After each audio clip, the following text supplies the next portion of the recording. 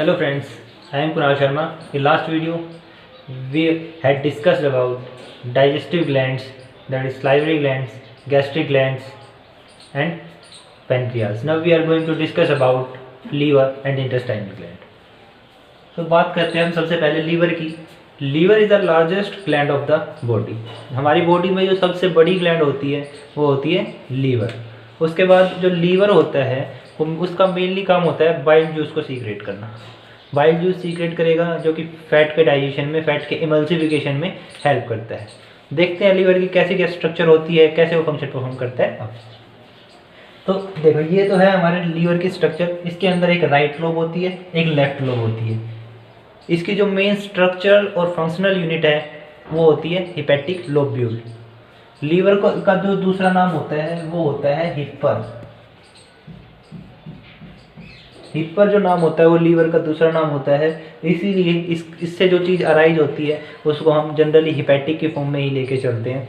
Liver से अगर कोई डक्ट अराइज हो रही है उस चीज़ को हम बोलते हैं हिपैटिक डक्ट. अब बात कर रहे हैं जो स्ट्रक्चरल एंड फंक्शनल यूनिट होती है लीवर की वो होती है हिपैटिक लोब्यूल. हिपैटिक लोब्यूल जो एक स्ट्रक्चर होती है उसको जो सराउंड करके रखता है, हिपैटिक लोब्यूल की जो मेम्ब्रेन होती है उसको हम बोलते हैं ग्लिसन्स कैप्सूल. ग्लिसन्स कैप्सूल होता है वो कैरेक्टरिस्टिक फीचर होता है मैमेलियन लीवर का. CH characteristic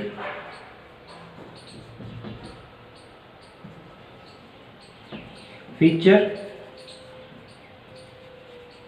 of mammalian liver. ये एक कैरेक्टरिस्टिक फीचर होता है मैमेलियन लीवर का. ये जो होता है सिर्फ मैमल्स के केस में ही प्रेजेंट होता है, ना कि किसी एनी अदर केस में ये प्रेजेंट होगा. उसके बाद बात करते हैं ये जो मैमेलियन लीवर होता है उसके अंदर एक और सेल्स प्रेजेंट होती हैं जिनको हम बोलते हैं कफर सेल्स. मैमेलियन लीवर के अंदर कफर सेल्स प्रेजेंट होती हैं जो कि फैगोसिटिक नेचर की होती हैं. कैसी होती है? फैगोसिटिक नेचर की. अब बात करते हैं कि फैगोसिटिक का मतलब क्या है.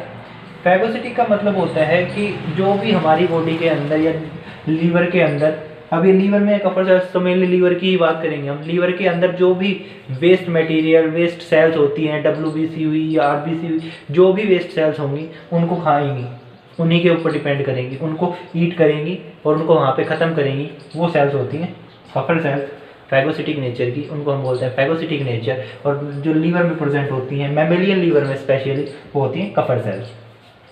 अब मैंने जब लास्ट टाइम हम पैनक्रियाज कर रहे थे तब भी बताया था, उससे पहले हम डाइजेस्टिव ग्लैंड्स के बारे में कर रहे थे तब भी बताया था ग्लैंड के बारे में, और जब इंटेस्टाइन का पार्ट पढ़ा था तब भी बताया था कि जो लीवर से जो अराइज होती हैं सेल्स उनको हम बोलते हैं, या डक्ट जो अराइज होती हैं उनको हम बोलते हैं हिपैटिक डक्ट. तो अब ये जो अराइज हो रही है वो कौन सी है? Hepatic duct. ये हमारी कौन सी है? हिपैटिक डक्ट है. और ये आ रही है पैनक्रिएटिक डक्ट. पैनक्रिएटिक डक्ट किससे आ रही है? पैनक्रियाज से. ये दोनों मिलकर क्या चीज़ फॉर्म कर रही है? Hepato pancreatic duct. दोनों के कॉम्बिनेशन से यहाँ पे एक डक्ट, कॉमन डक्ट फॉर्म हो रही है जिसको हम बोल रहे हैं हिपैटो पैनक्रिएटिक डक्ट, जो कि कहाँ किसमें ओपन हो रही है? ड्यूडिनम के अंदर. ड्यूडिनम किसका पार्ट है? स्मॉल इंटेस्टाइन का. तो जो हिपैटिक डक्ट आएगी जब मेनली लीवर जो होता है वो सीक्रेट करता है क्या? बाइल जूस सीक्रेट करता है. बाइल जूस कहाँ पे स्टोर होता है? लीवर के अंदर. जो हमारा गाल ब्लैडर होता है लीवर के अंदर वो मेनली स्टोरेज का काम करता है बाइल जूस की. तो अब ये जो पार्ट है इधर, यहाँ पे ये जो डॉटेड पार्ट दिख रहा है आप लोगों को, ये वाला, ये होता है गाल ब्लैडर. यहाँ पे स्टोर होता है हमारा बाइल जूस. यहाँ से कहाँ जाएगा? सिस्टिक डक्ट के पास. सिस्टिक डक्ट से कहाँ जाएगा? हमारा जो हिपैटोपैनक्रिएटिक डक्ट होती है उसके पास, और फिर ड्यूडिनम के अंदर. तो मेनली बाइल जूस का फ्लो कहाँ से कहाँ तक होता है? सबसे पहले बाइल जूस कहाँ आता है? लीवर में. लीवर के थ्रू के पास से हिपैटिक डक्ट के थ्रू कहाँ जाएगा? गाल ब्लैडर में. गाल ब्लैडर से कहाँ जाएगा? सिस्टिक डक्ट के थ्रू हिपैटोपैनक्रिएटिक डक्ट में. हिपैटोपैनक्रिएटिक डक्ट के थ्रू कहाँ चला जाता है? वो ड्यूडिनम के अंदर, और वहाँ जाकर डाइजेशन में हेल्प करता है, इमल्सिफिकेशन ऑफ फैट में हेल्प करता है. हम एक बार फिर से देखते हैं इसको. जो लीवर होता है उसका दूसरा नाम होता है hepar. Liver is the largest gland of the human body and the structural and functional unit of liver is hepatic lobule. Hepatic lobule is surrounded by a layer called Gilson's capsule. Gilson's capsule is the characteristic feature of the mammalian liver. Mammalian liver also contains Kupffer cells which are phagocytic in nature. and these cells helps to eat the waste material, waste WBC RBC in liver। उसके बाद हम बात कर रहे थे कि liver में right lobe होती है, लेफ्ट लोब होती है। जो राइट लोब होती है उसी साइड में, जहाँ पे राइट लोब होती है उसी साइड में गॉल ब्लैडर प्रेजेंट होता है, जो कि क्या करता है, स्टोरेज का काम करता है हमारे बाइल जूस की का। जब वहाँ पे बाइल जूस स्टोर होगा तो वो वहाँ से सिस्टिक डक्ट के थ्रू हेपेटोपैनक्रियाटिक डक्ट में बाइल जूस को भेजेगा, जो हेपेटोपैनक्रियाटिक डक्ट के थ्रू आगे जाएगा ड्यूडेनम के अंदर, फंक्शन परफॉर्म करेगा। तो मेनली कैसे फ्लो होता है इसका, सबसे पहले कहाँ पे आया, लीवर, लीवर से कहाँ पे जाता है वो हेपेटिक डक्ट, हेपेटिक डक्ट से गॉल ब्लैडर, फिर उससे सिस्टिक डक्ट। जो गॉल ब्लैडर से जो डक्ट अराइज होती है उनको हम बोलते हैं सिस्टिक डक्ट, और सिस्टिक डक्ट से कहाँ जाता है हेपेटोपैनक्रियाटिक डक्ट।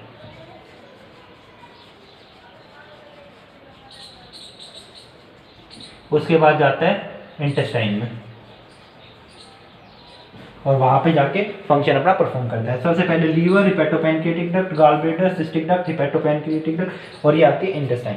ये होता है उसका फ्लो होता है हमारे लीवर का, वो लीवर से हेपेटिक डक्ट, हेपेटिक डक्ट से गॉल ब्लैडर, गॉल ब्लैडर से सिस्टिक डक्ट, फिर हेपेटोपैनक्रियाटिक डक्ट, और फिर इंटेस्टाइन में जाता है। वहाँ जाके वो फंक्शन परफॉर्म करता है इमल्सिफिकेशन ऑफ फैट का, डिफरेंट फंक्शन परफॉर्म करता है। अब हम एक एक करके इसके लीवर के फंक्शन स्टडी करते हैं कि लीवर क्या क्या फंक्शन परफॉर्म करता है।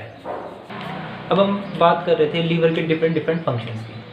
लीवर वैसे तो बहुत सारे फंक्शन परफॉर्म करता है, बट मेनली आज हम डिस्कस करने वाले हैं वो ये 10 फंक्शंस ही हैं जो कि हम डिस्कस करेंगे। सबसे पहली जो फंक्शन होता है हमारा वो होता है लीवर का production of bile. Bile juice होता है वो जनरली हेल्प करता है इमल्सिफिकेशन ऑफ फैट में। जनरली ये होता है हमारा वो 500 to 1000 ml पर डे जो होता है सीक्रेट होता है, जो कि हेल्प करता है इमल्सिफिकेशन ऑफ फैट में।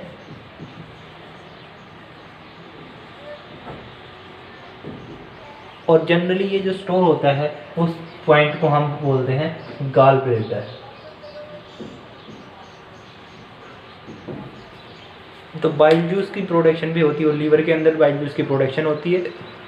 हेपेटिक जो डक्ट होती है उनके थ्रू ये गॉल ब्लैडर में जाके स्टोर हो जाता है।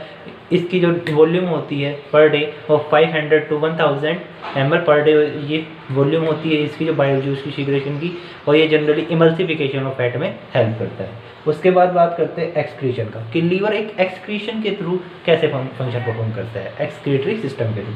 देखो लीवर के अंदर क्या होता है, अमोनिया है प्लस ये कार्बन डाइऑक्साइड के साथ कंबाइन होके किसकी फॉर्मेशन करता है,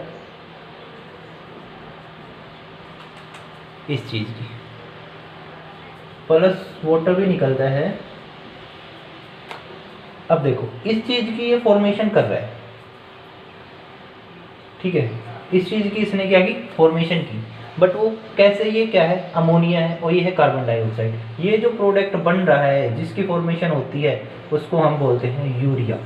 मेनली यूरिया की एक्सक्रीशन कराने में भी हेल्प करता है। एक्सक्रीशन कराएगा किसकी, यूरिया की, जो कि इन दोनों प्रोडक्ट से मिलके बनता है। इन दोनों रिएक्टेंट से मिलके क्या बनेगी, प्रोडक्ट की फॉर्मेशन होगी, और वो प्रोडक्ट क्या होगा हमारा यूरिया, जिसकी एक्सक्रीशन कराने का काम किसका होगा, लीवर का। वो लेके जाएगा उसको एक्सक्रीटरी सिस्टम जो हमारा होता है उस तक पहुँचाएगा लीवर, और वो फिर क्या करेगा, वहाँ से एक्सक्रीट आउट हो जाएगा। दूसरा एक बाइल जूस होता है, जो ऊपर जो बाइल जूस होता है हमारा, बाइल जूस में 2 पिगमेंट होते हैं।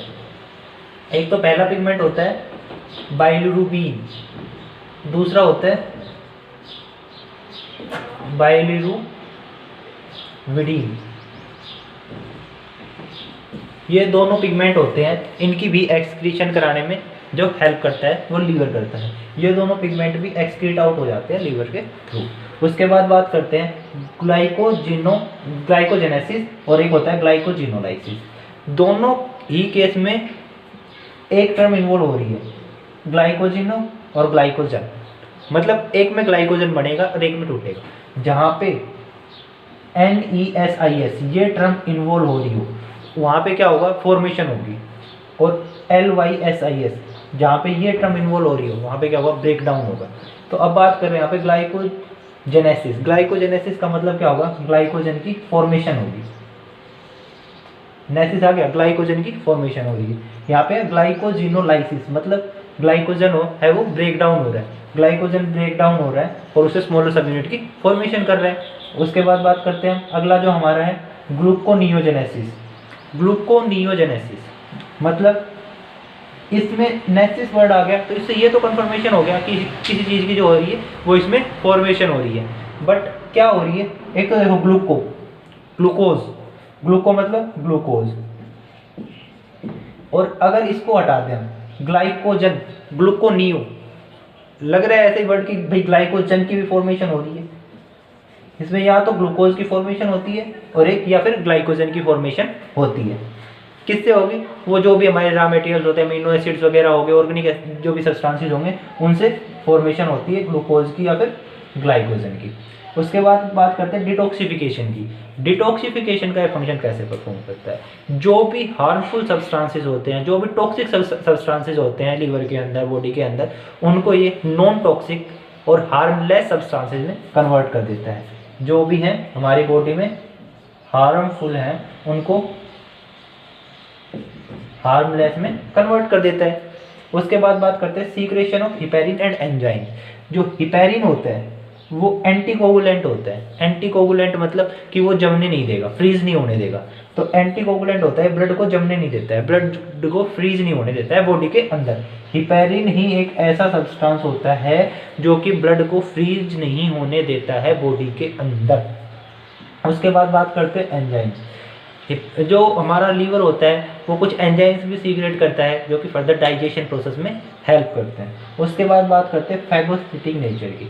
जब मैंने लीवर के बारे में अभी डिस्कस किया था तब बताया था कि लीवर के अंदर सेल्स प्रेजेंट होती हैं जिनको हम बोलते हैं कफर सेल्स। ये जो कफर सेल्स होती हैं ये फैगोसिटिक नेचर की होती हैं, जो कि जो भी माइक्रो ऑर्गेनिज्म है, हार्मफुल माइक्रो ऑर्गेनिज्म जो भी हमारी बॉडी के अंदर प्रेजेंट होते हैं या फिर डेड सेल्स WBC RBC होती है, उनको खाने का काम करती हैं। उस सब चीज़ को हम बोलते हैं phagocytic nature. Mainly Kupffer cells होती है लीवर के अंदर, यही फंक्शन परफॉर्म करते हैं। अब हेमोपोइसिस। हेमोपोइसिस का मतलब होता है फॉर्मेशन ऑफ ब्लड। हेमोपोइसिस किससे रिलेटेड है, फॉर्मेशन ऑफ ब्लड।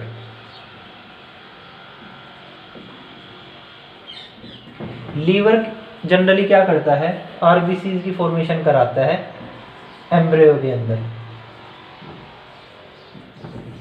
एम्ब्रियो के अंदर, डेवलपिंग एम्ब्रियो के अंदर लीवर आरबीसी की फॉर्मेशन कराता है, जिसकी वजह से एज ए फंक्शन परफॉर्म करता है हेमोपोइसिस भी। लीवर स्टोरेज का भी काम करता है। स्टोरेज का काम कैसे करता है, लीवर बाइल जूस को स्टोर करता है। लीवर के का जो हम बोलते हैं लीवर का एक पार्ट होता है गॉल ब्लैडर, जहाँ पे बाइल जूस स्टोर होता है। उसके बाद हम बात करते हैं विटामिन हो गए हमारे, vitamin A, D, E, K, उनकी भी स्टोरेज का काम करता है। बस A, D, E, K और विटामिन B12, विटामिन जो होती हैं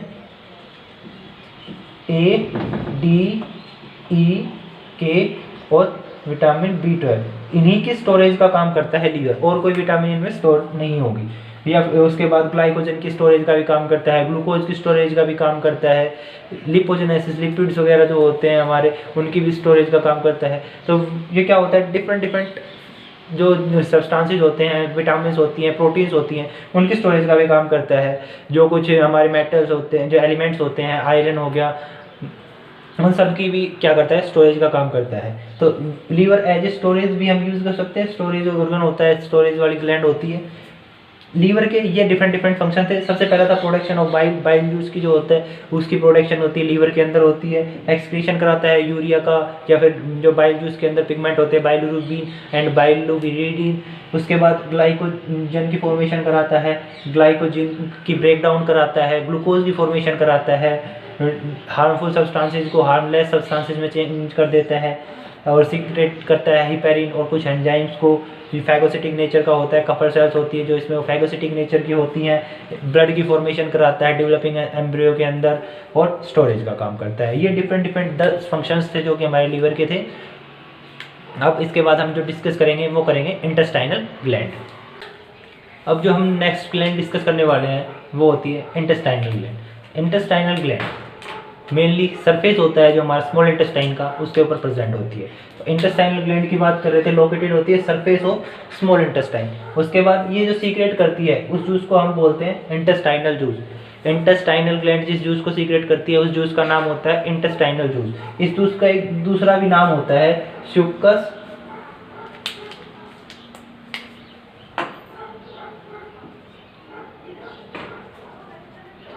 एंट्रिकस। इस जूस का दूसरा नाम होता है स्यूकस एंट्रिकस। जो इसका पीएच होता है वो 7.8 होता है और इसकी वॉल्यूम 2000 से लेके 3000 ml पर डे होती है।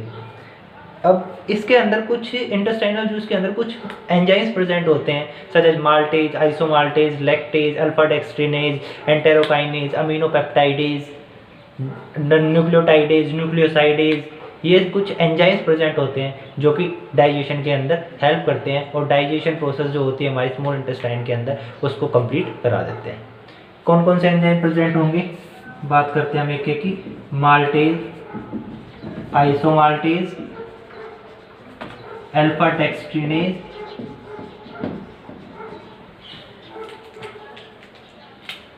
और अमीनोपेप्टाइडेज,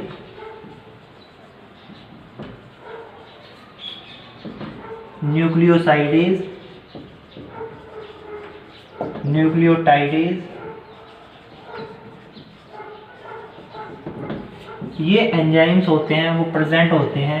ये कैसे कैसे फंक्शन परफॉर्म करते हैं। माल्टेज होता है वो माल्टोज के ब्रेकडाउन में हेल्प करता है, आइसोमाल्टोज के ब्रेकडाउन में आइसोमाल्टेज हेल्प करता है, डेक्सट्रिनोज के ब्रेकडाउन में डेक्सट्रिनेज हेल्प करता है, न्यूक्लियोसाइड्स होते हैं उनके ब्रेकडाउन में न्यूक्लियोसाइडेज हेल्प करता है। डिफरेंट डिफरेंट एंजाइम्स होते हैं वो डिफरेंट डिफरेंट फंक्शन परफॉर्म करते हैं। वो सब आगे जब हम डाइजेशन जो होते हैं कार्बोहाइड्रेट्स के, फैट्स के, प्रोटीन्स के एक एक करके स्टडी करेंगे हमारे नेक्स्ट वीडियोस में कि डाइजेशन होता है प्रोटीन्स का कैसे होता है, या फिर जो कार्बोहाइड्रेट्स होते हैं, फैट्स होते हैं, प्रोटीन्स, न्यूक्लिक एसिड्स होते हैं उनका कैसे होता है। वो सब डिफरेंट डिफरेंट जब स्टडी करेंगे नेक्स्ट वीडियोज़ में उस टाइम पर बताएंगे कि इनके फंक्शंस क्या होते हैं और कैसे कैसे डाइजेशन में हेल्प करते हैं। तो आज के लिए बस इतना ही था। नेक्स्ट वीडियो में हम जो होता है हमारा डाइजेशन ऑफ कार्बोहाइड्रेट वो स्टडी करेंगे।